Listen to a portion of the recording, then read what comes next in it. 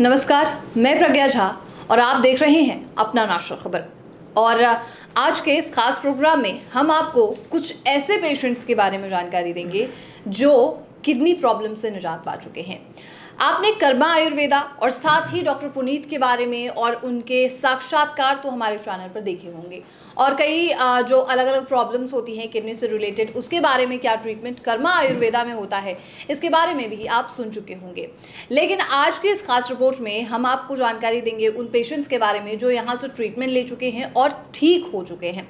तो चलिए आपको जानकारी देते हैं, और मेरे साथ अभी यहाँ पर मौजूद हैं डॉक्टर पुनीत। डॉक्टर पुनीत, सबसे पहले तो हमारे चैनल पर आपका स्वागत है। Thank you so much. और साथ ही मुझे आप जैसे कि पेशेंट के बारे में जानकारी चाहिए थी, तो उनके बारे में कुछ बताइए।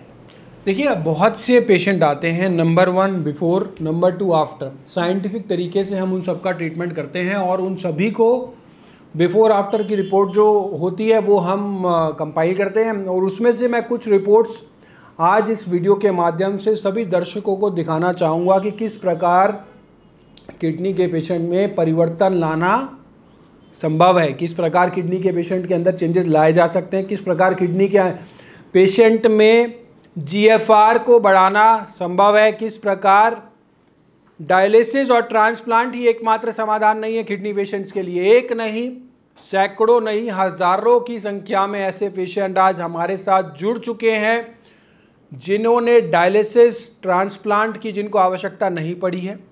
आप हमारे YouTube चैनल पर जाके भी देख सकते हैं कि उसमें बहुत सारे पेशेंट्स के वीडियोस हैं और यहीं पर बैठ के बने हुए वीडियोस हैं। कर्मा आयुर्वेदा नाम से चैनल जाके आप देख सकते हैं। उसमें आपको जितने पेशेंट्स मिलेंगे वो सारे पेशेंट्स अलग अलग प्रांतों के, अलग अलग प्रदेशों के और अलग अलग देश के भी होंगे। बहुत से पेशेंट भारत के बाहर के भी हैं हमारे पास।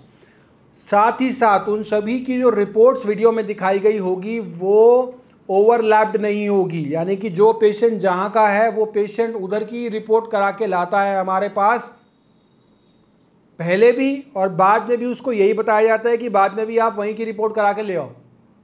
तो बिफोर और आफ्टर जो रहता है वो बड़ा क्रिस्टल क्लियर रहता है और सेम जगह से रहता है और उसी के जगह से रहता है जहां से पेशेंट आता है जी।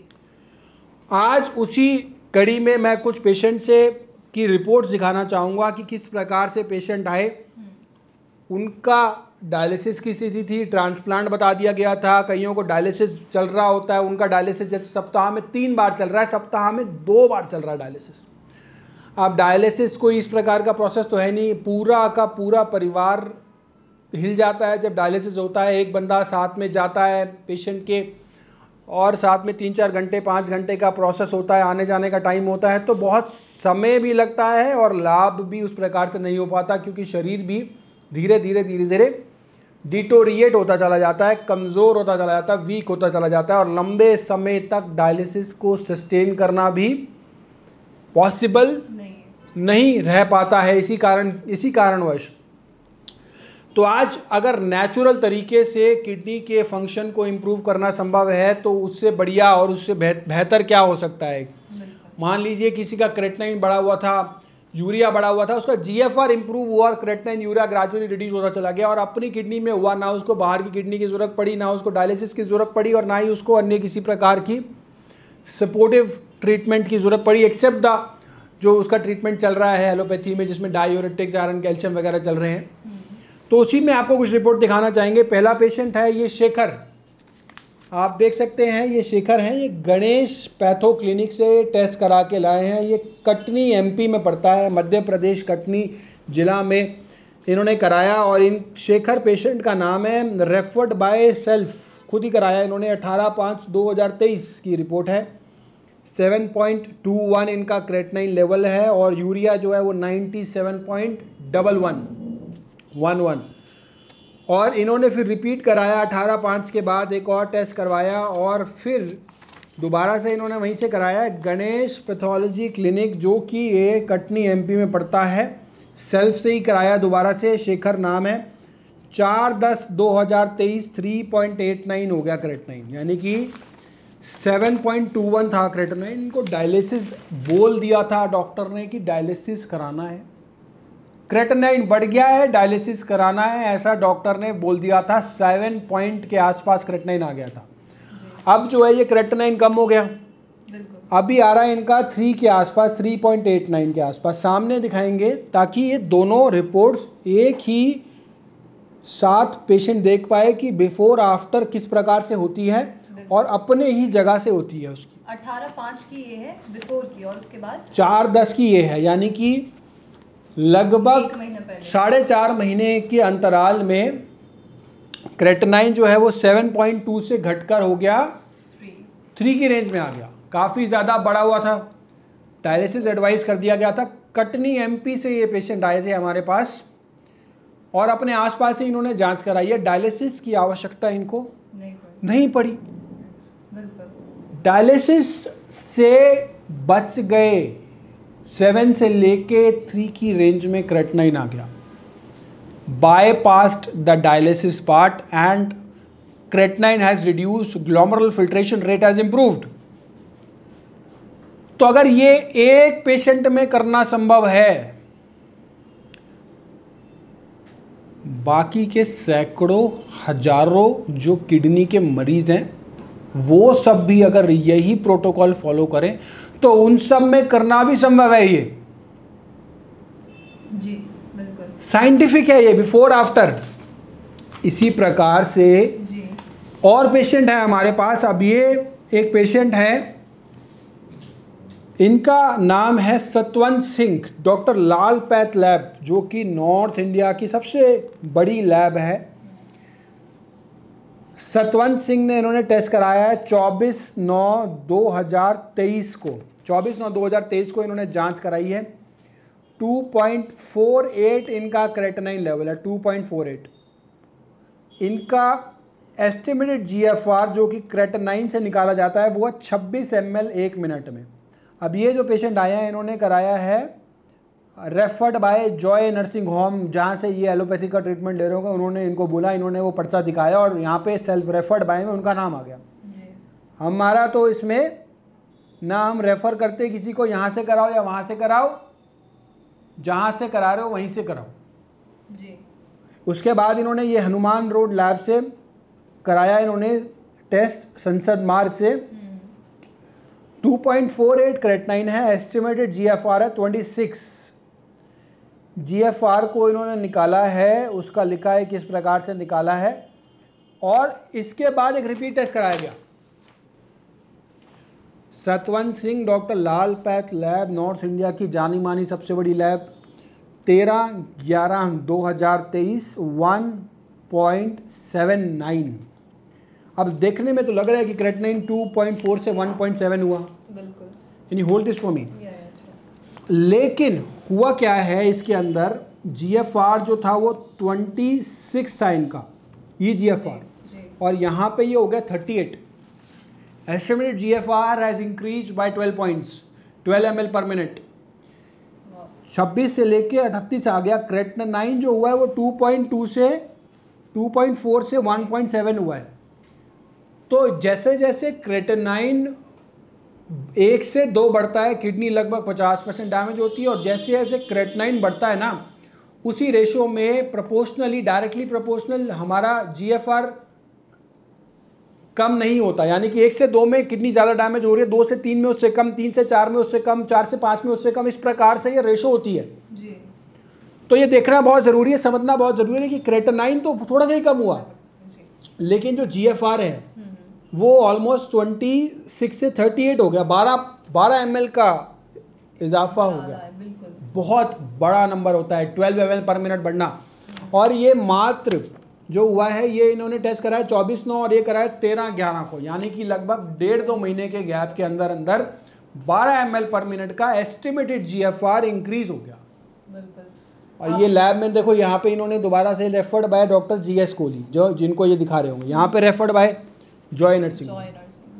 तो ना तो हम बताते हैं किसी पेशेंट को कि यहाँ से टेस्ट कराओ या वहाँ से टेस्ट कराओ, जहाँ से अच्छा लगे वहाँ से टेस्ट कराओ। हमसे कोई पूछता भी है कहाँ कौन सी लैब से कराना है, हमें नहीं पता कौन सी लैब अच्छी है कौन सी लैब गंदी है। आपको जहाँ सही लगता है जी, जो आप जहाँ से पहले करा के लाए वहीं से कराओ, बिफोर भी कराओ आफ्टर भी कराओ। बिल्कुल, आप तस्वीरें भी देख पा रहे होंगे रिपोर्ट्स की। अच्छा डॉक्टर पुनीत, आपने कैसे इन सभी चीज़ों को डायग्नोस किया? सिर्फ 2 मंथ्स या फिर 1.5 मंथ्स, 4 मंथ्स, इसके अंदर में ये सारी चेंजेस आना ये बहुत बड़ी बात होती है। तो ट्रीटमेंट क्या था? कैसे आपने सारी चीज़ों को बताया, कैसे हैंडल किया? So we have to understand this thing कि ट्रीटमेंट में डिसिप्लिन बहुत आवश्यक है। डिसिप्लिन मतलब डिसिप्लिन, पेशेंट आते हैं जी हम तो आज से पहले ये सब खाते थे, अब हम ये डाइट कैसे करें? अगर आपको ठीक होना है तो आपको इसकी 90% डाइट तो करनी ही पड़ेगी। आप 10% छोड़ सकते हो लेकिन 90% आप नहीं छोड़ सकते। आपको उस पोजीशन पे नहीं है अभी फ़िलहाल आप कि आप उस पर्टिकुलर डाइट को बाईपास कर लें। आपको योगा नहीं कर रहे थे, आपकी लाइफस्टाइल अलग थी आज से पहले, लेकिन अब आपको करना पड़ेगा because there is no option B, there is no plan B for this. अगर आपको डायलिसिस से बचना है, डायलिसिस क्या होता है जिसको नहीं पता, जो किडनी का पेशेंट नहीं है, वो बढ़ते हुए क्रेटिनाइन को देखते हुए क्यों ज़रूरी है डाइट, योगा, मेडिसिन, आयुर्वेद का पालन। अगर क्रेटिनाइन बढ़ रहा है तो एक बार डायलिसिस सेंटर में चले जाना, वहाँ पे आपको पता चलेगा कि किस प्रकार से डायलिसिस जो है वो पेनफुल है, किस प्रकार से डायलिसिस के दुष्प्रभाव से बचने के कारण आपको मोटिवेशन मिल जाएगी कि क्यों फॉलो करना है।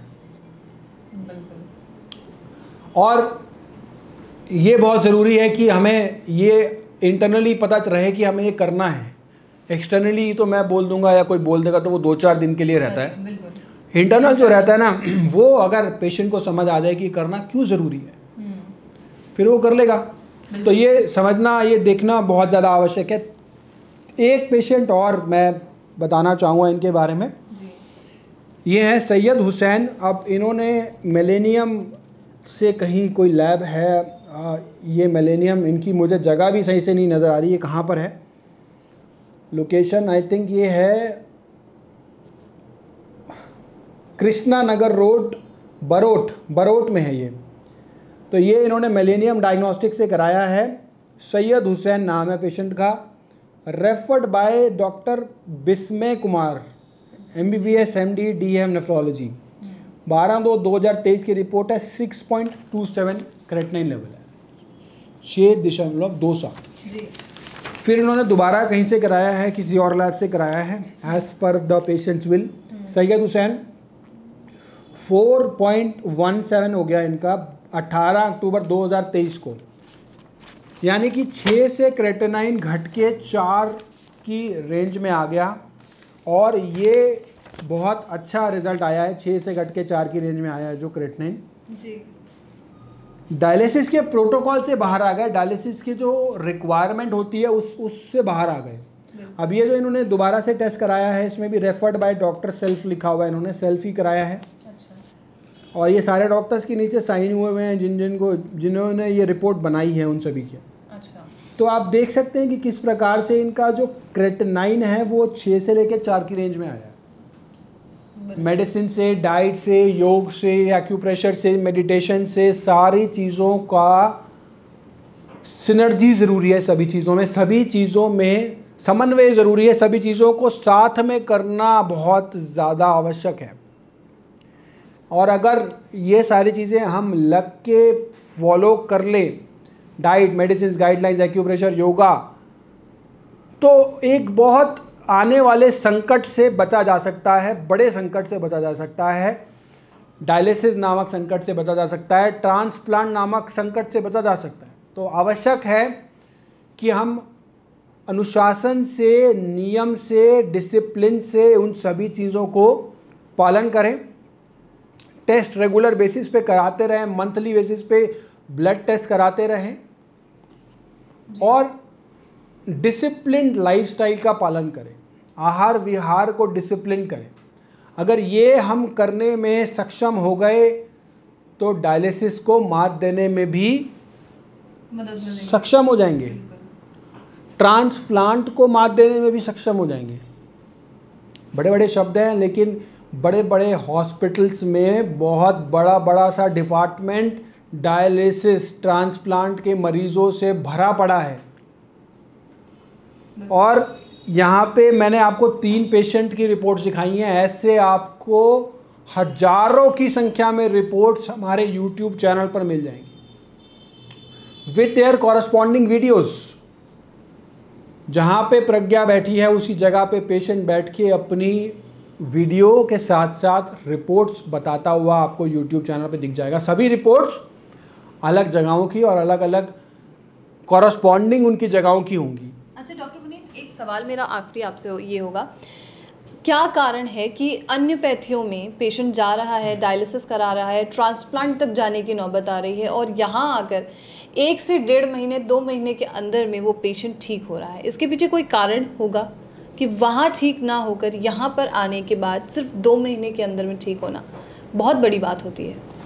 देखिए क्या होता है ना, एलोपैथी में जब वो पेशेंट जाता है तो वहाँ पे उसका क्रेटिनाइन जो होता है वो रेगुलर इंक्रीज होता चला जा रहा होता है। कई बार, बहुत सी बार ऐसे होता है, तभी उसको ट्रांसप्लांट की डायलिसिस की आवश्यकता पड़ती है। तो बेसिकली उनका जो मेन फोकस होता है वो होता है कि उनके जो भी चीज़ें रिड्यूस हो रही है, फॉर एग्जांपल कैल्शियम है, पोटेशियम है, फास्फोरस है, उसको बैलेंस आउट किया जाए। ठीक है।